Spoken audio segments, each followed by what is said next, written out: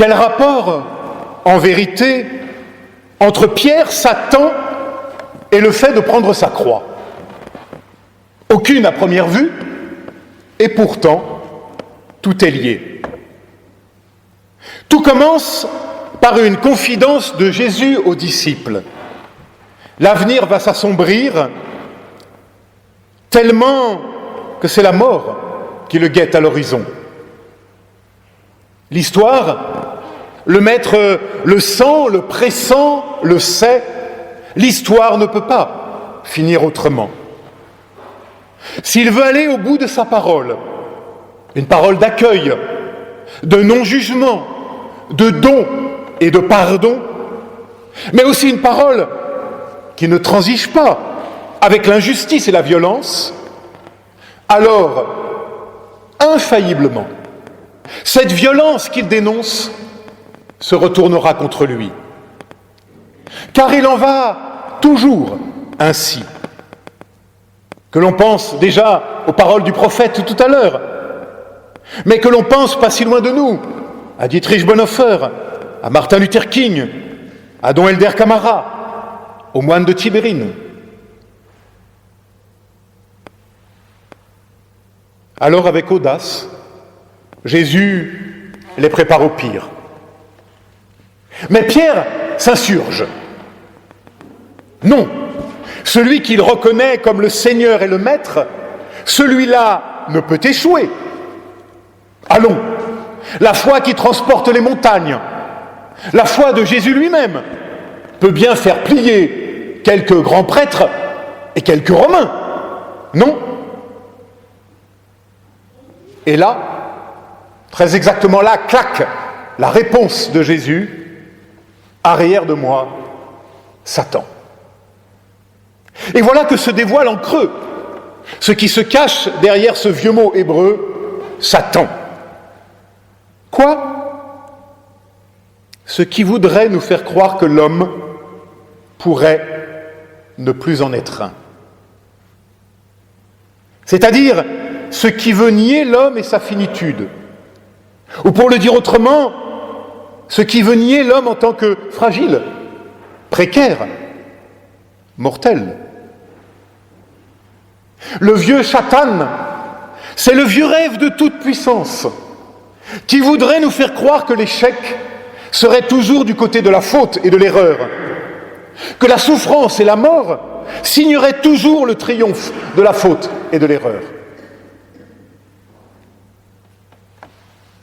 Mais voilà que le risque alors, à ce jeu-là, celui de la quête effrénée de la toute-puissance, c'est de rentrer, paradoxalement, en inhumanité. Car voilà, toute vie humaine s'affronte, et s'affrontera toujours à la souffrance et à la mort. C'est là notre humaine condition.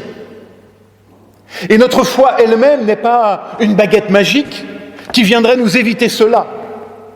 Mais tout au contraire, la foi est ce qui nous donne ce courage d'être afin de traverser cela, en demeurant malgré tout dans la confiance et dans l'espérance.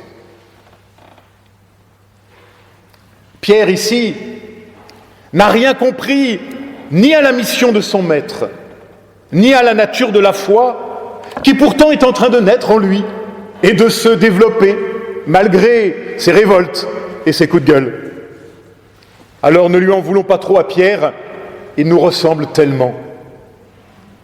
Il aimerait tellement que la foi nous fasse traverser la vie, comme ça, sans être plus touché par rien, sans souffrance, sans tragique.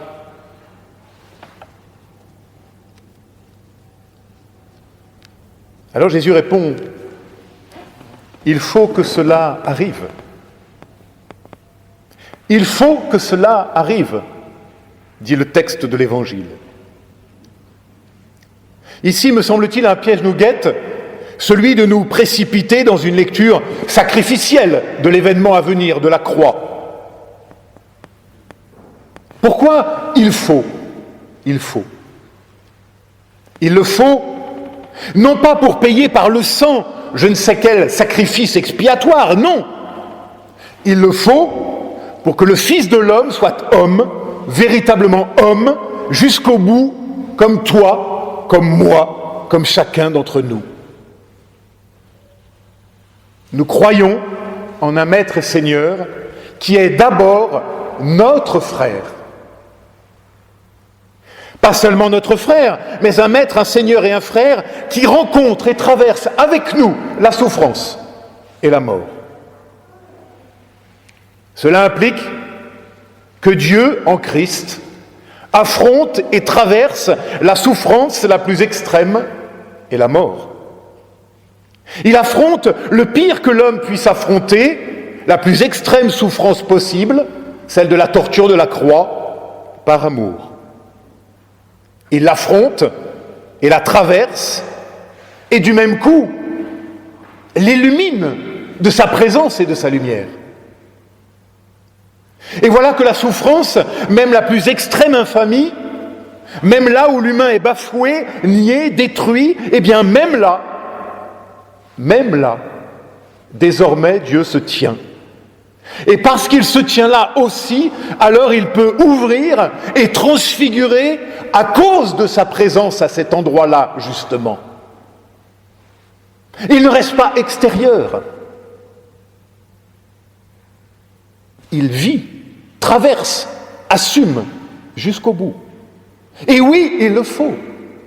Sinon, il n'est pas homme, comme toi, comme moi. Et cela par amour. Et son amour n'est pas seulement je ne sais quelle empathie pour le monde, mais puissance de transformation. Désormais, il y a cette étincelle de lumière qui illumine la ténèbre la plus épaisse.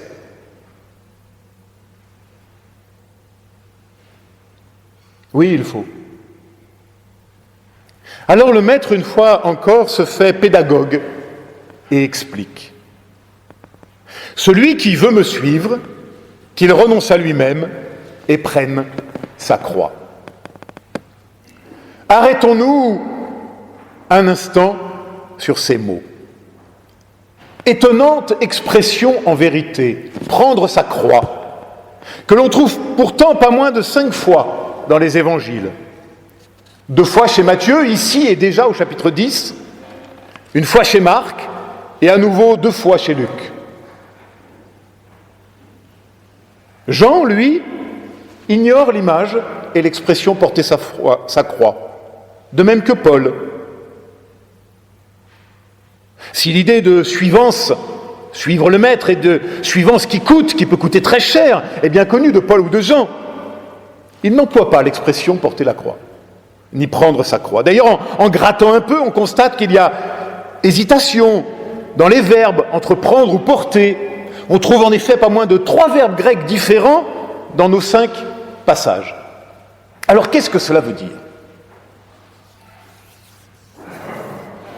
Avant la mort de Jésus lui-même, l'image de la croix, un des supplices préférés des Romains, supplice d'humiliation pour les esclaves et les traîtres, était bien connu en ces temps-là et en ces régions-là. Ainsi, une première lecture semble d'évidence. Le serviteur n'est pas plus grand que le maître, et le disciple doit être prêt à aller peut-être jusqu'au martyre, s'il le faut, dont acte. J'ouvre une parenthèse, nous sommes bien loin des techniques de développement personnel ou d'un évangile comme parole d'épanouissement béat. Prendre sa croix, donc. Mais j'ai bien peur que de toutes les façons, elle vienne quand elle le veut, qu'elle s'impose d'elle-même. Pas besoin de la prendre, d'aller la chercher, c'est elle qui nous prend. Peut-on alors entendre ces mots autrement ? La croix, non pas tant image du martyr que celle du tragique de notre condition humaine. Tragique de notre condition humaine, confrontée à la souffrance, à l'absence des êtres aimés, au désespoir de la trahison, lorsque tout semble s'écrouler sous nos pieds, parce que plus rien ne tient. Plus rien ne tient, sinon justement l'absence, la souffrance et le deuil. Allons, point besoin en vérité de prendre cela. C'est bien tout cela qui nous prend, et malgré nous, comme cette rentrée qui va se révéler bien compliquée, je le crains, on n'a rien à prendre. Ça nous attrape et nous rattrape. À la manière de Renaud, nous pourrions même chanter « C'est pas l'homme qui prend la croix, c'est la croix qui prend l'homme ». Mais Matthieu de préciser « Et qu'ils me suivent », comme pour nous suggérer « Et s'il s'agissait d'autre chose ?» De quoi s'agit-il ? De chemin, de suivre le Maître, sur le chemin de la vie, oui, de la vie, jusqu'au bout. Le suivre, non en laissant tout comme pour être par magie épargné de tout cela, dans je ne sais quelle théologie de la prospérité, ça c'est le piège de Satan, mais tout au contraire en prenant tout cela, toute cette humaine condition, oui la prendre, mon humaine condition, à bras le corps, et se laisser avec tout notre fatras de souffrance peut-être, se laisser transformer et retourner en chemin de vie par la parole de l'Évangile. Oui, prendre tout cela, prendre toute cette humaine condition à bras le corps et nous laisser, avec tous nos fatras de souffrance, nous laisser retourner en chemin de vie par la parole de l'Évangile. Et pour accepter cela, il faut, paradoxalement, renoncer à une seule chose, le désir de nous faire nous-mêmes, par nous-mêmes, pour nous-mêmes.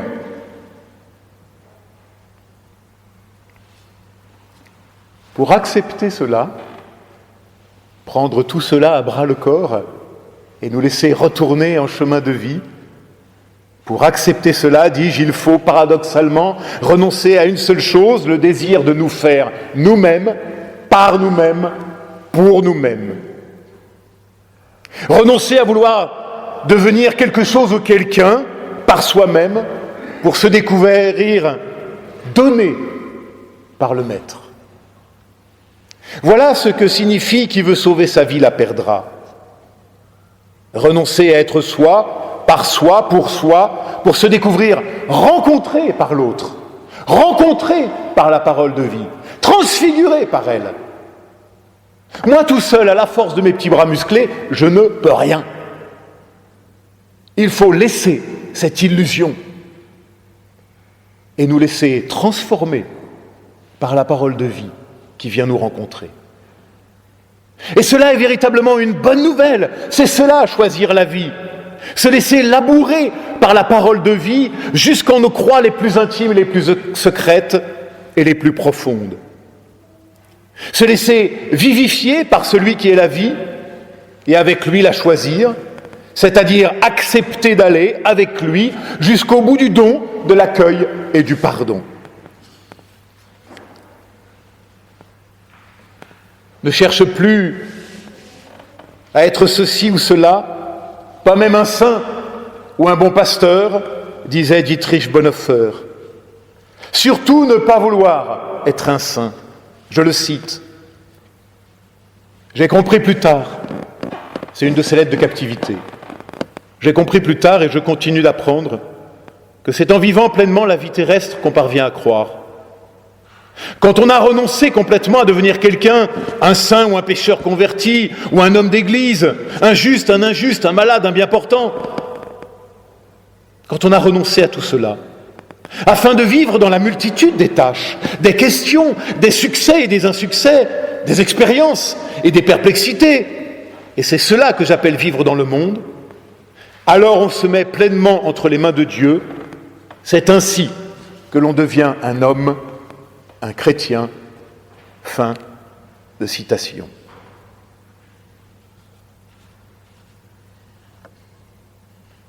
Ma sœur, mon frère, ne cherche plus à être ceci ou cela, pas même un bon pasteur ou un bon paroissien, mais laisse-toi saisir par l'insaisissable. Et du reste, Dieu s'occupe. Car voilà qu'il n'y a plus rien à faire sinon se laisser faire, se laisser agir par Dieu, selon la belle formule du père André Louf. Se laisser agir par Dieu. Chose pourtant ô combien difficile.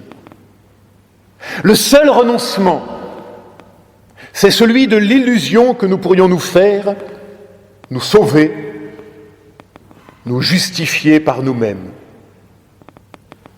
De cette obsession de soi, l'Évangile vient nous délivrer. N'est-ce pas cela, prendre sa croix en vérité?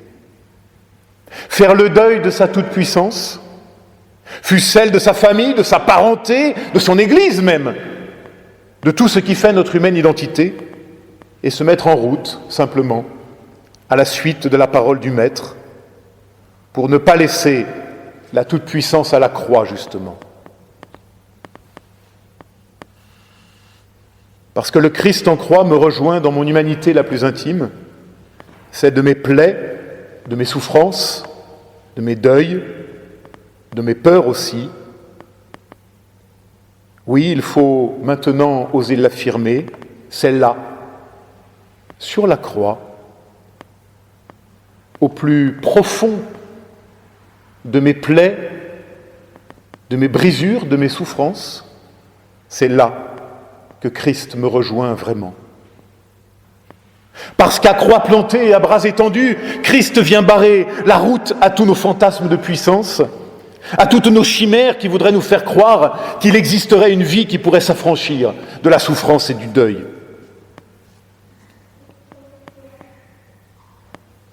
Le Seigneur que je veux servir, c'est là qu'il se tient, très exactement en cet endroit que nous cherchons à fuir, et qui pourtant est celui de la vérité, de notre condition humaine. Et c'est bien ce chemin-là, ce chemin de vérité et paradoxalement de vie, qui nous est donné de suivre. Et c'est alors la marche de la foi, sur le chemin de la vie, assurer seulement que sur ce chemin nous ne sommes plus seuls, puisque le Maître chemine à nos côtés, jusque dans nos croix et par-delà nos croix. Bien sûr, la nuit n'est pas encore à son terme. La souffrance parfois toujours nous oppresse, mais l'aube, mes amis, l'aube s'annonce déjà lorsque tu laisses la parole de vie naître en ton cœur. Amen.